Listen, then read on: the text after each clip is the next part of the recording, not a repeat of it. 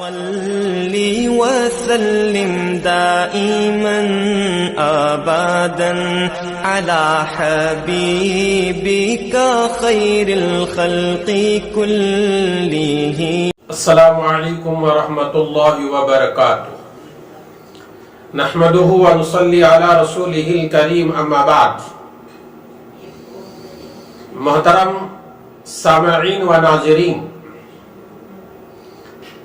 آج کے نشست میں شب برات میں کیے جانے والے کچھ کام کی طرف رغبت دلانا چاہتا ہوں.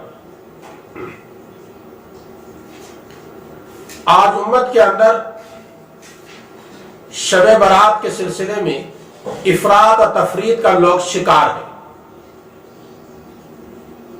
بعض لوگ امت میں ایسے بھی ملیں گے جو شب برات کی حقیقت کا مکمل طور پر انکار کر رہے ہیں اور کہہ رہے ہیں کہ شب برات وغیرہ کچھ نہیں ہے، اس کا کوئی ثبوت نہیں ہے. یہ بات بھی غلط ہے. بعض لوگ شب برات کے سلسلے میں بہت غلو کر چکے ہیں. جو شریعت میں نہیں تھے وہ کام شب برات میں شروع کر چکے ہیں. یہ بھی غلط ہے. بس شب برات کا ذکر حدیث میں ہے.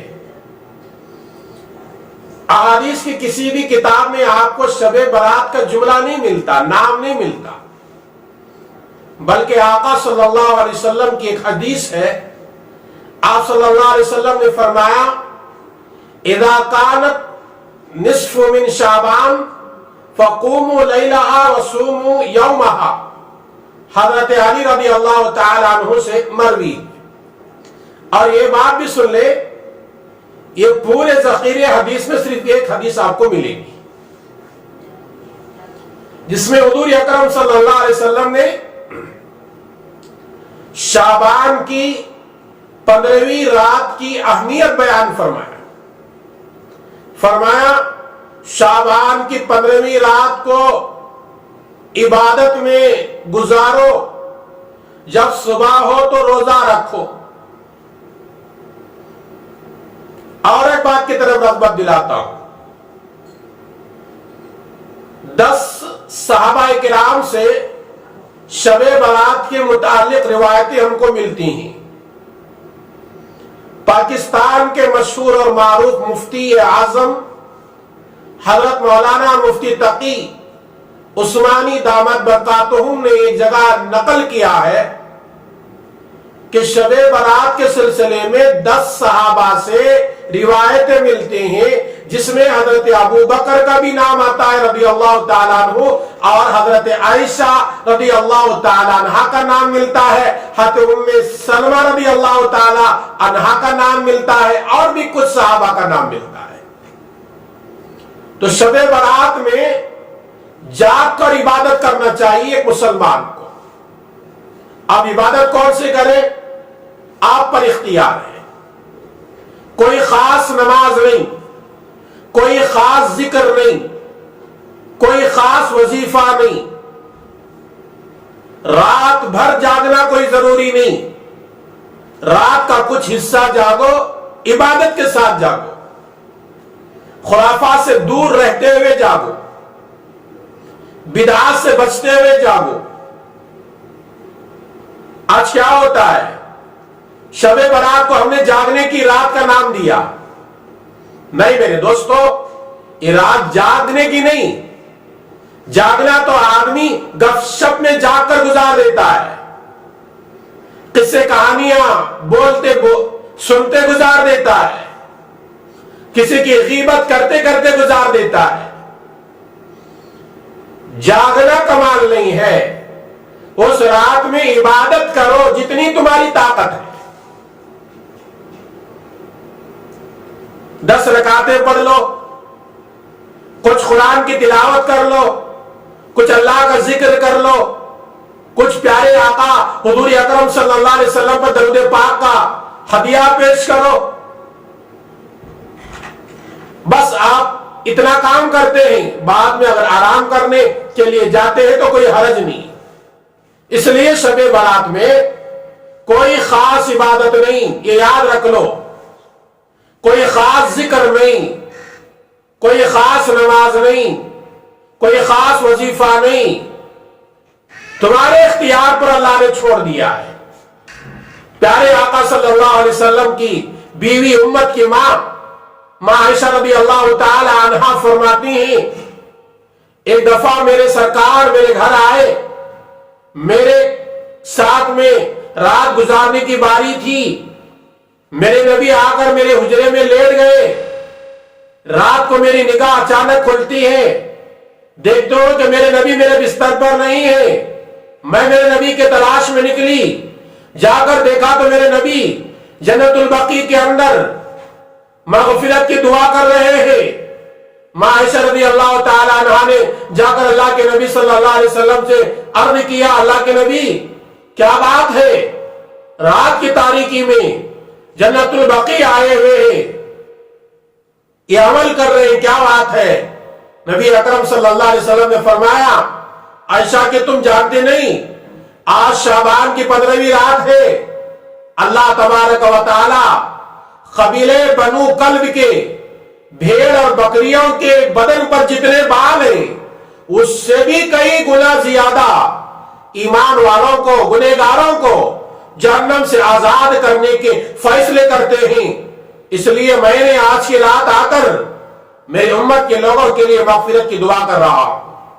تو یہ حدیث ہمارے لیے دلیل ہے، سرکار دو عالم صلی اللہ علیہ وسلم نے شب برات میں جا کر عبادت کیا ہے، اللہ کے دربار میں دعائیں مانگی، ہمارے لیے بھی ضروری ہے شب برات میں جاگو، عبادت کرو، توبہ استغفار کرو، اس لیے کہ حدیث پاک میں ہے شب برات کے دن جب مغرب شروع ہو جاتی ہے، سورج غروب ہو جاتا ہے، اس وقت سے لے کر صبح کی روشنی پھیلنے تک اللہ تبارک و تعالیٰ کی رحمت آسمان دنیا پر آ کر چیخ چیخ کر کہتی ہے، ہائے کوئی مانگنے والا آج میں دینے کو تیار ہوں، ہائے کوئی بیماری سے شفا مانگنے والا میں اس کو شفا عطا فرماؤں، ہائے کوئی مصیبت زدہ میں اس کی مصیبت کو دور کروں، فلاں فلاں فلاں ایسے اعلان کیا جاتا ہے۔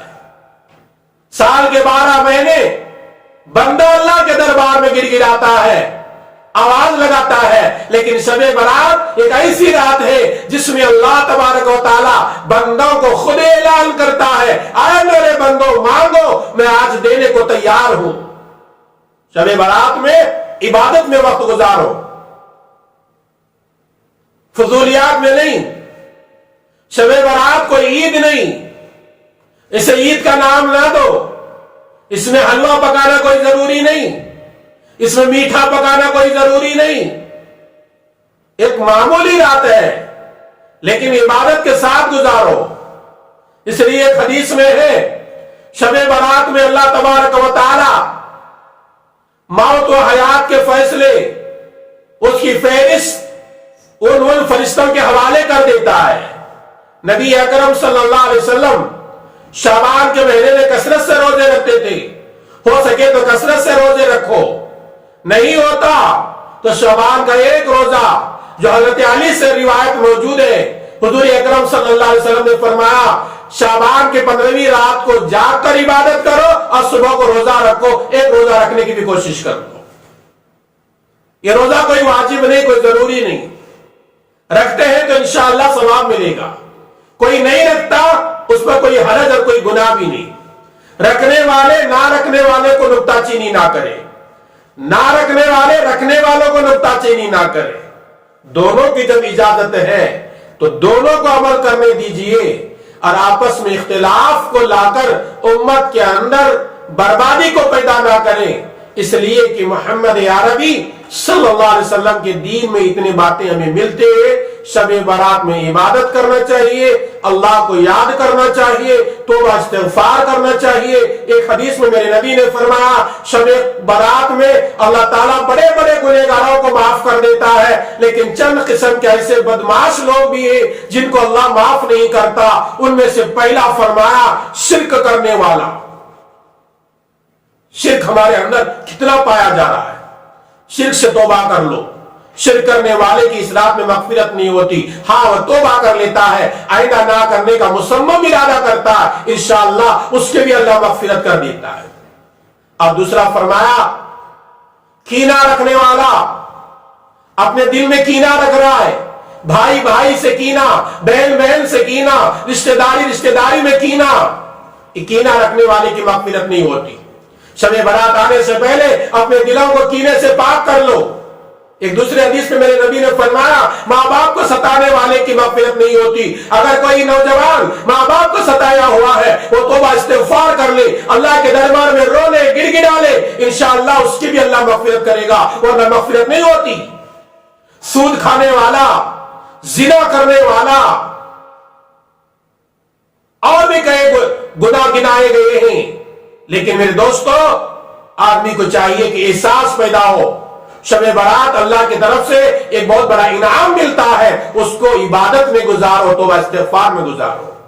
آئیے اللہ سے دعا کریں گے, اللہ تبارک و تعالی مجھے بھی, میری ان باتوں کو سننے والوں کو اور ساری امت محمدیہ کو کہی اور سنی ہوئی باتوں پر عمل کی توفیق عطا فرمائے.